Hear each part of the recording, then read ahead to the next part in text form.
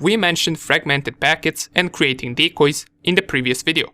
Right now, we're going to mention a few more options, and even though they are not that important, it is good to know they exist, so let's go through them real fast. I will not be running these options, but you can test them out if you want. I will just mention them so you know what else you can use. The first thing we got is option -s. And you run it like this, sudo nmap -s, and this option is used to spoof your IP address. It will make your target think that someone else is scanning them.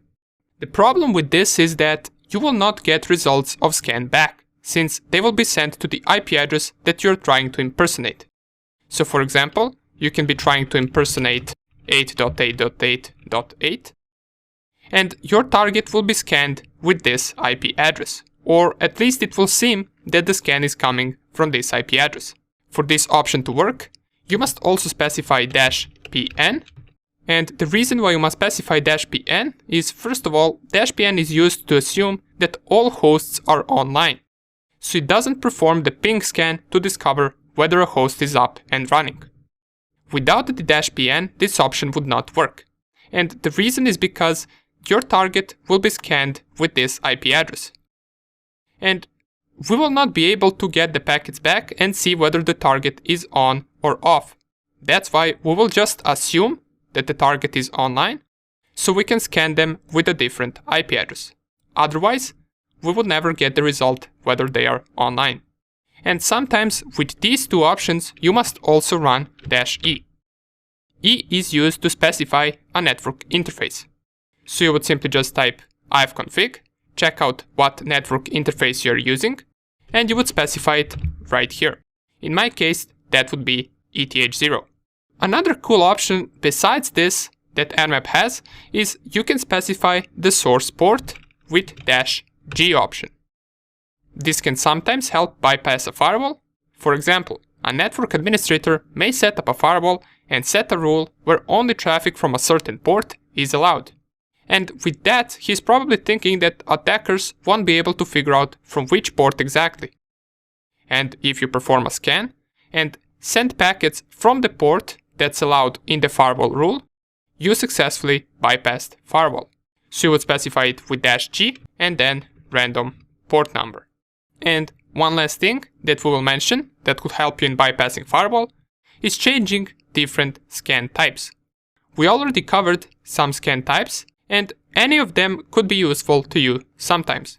For example, in case you perform a SYN scan on a target machine, and in case the SYN scan is blocked by the target's firewall, which would mean that they drop all SYN requests that try to initiate TCP connection, we could try to perform a fin scan, and fin scan is labeled like this, -sf.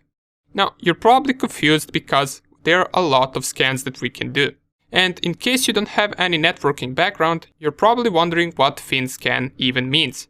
Well, fin scan is just sending a fin packet without any other flags. And these SYN flags and fin flags can be confusing sometimes, but with practice you will catch everything up. Just one advice I have is that every time you don't fully understand something, just Google it. That is how I learned as well.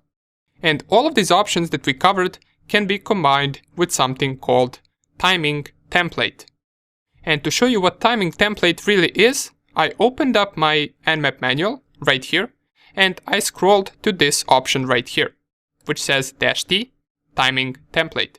And if you also open up Nmap manual, this will be all the way down. So there are about 1 or 2 minutes of scrolling until you reach this option. Here in the Nmap manual, we can see that -t comes with 6 different options or 6 different modes.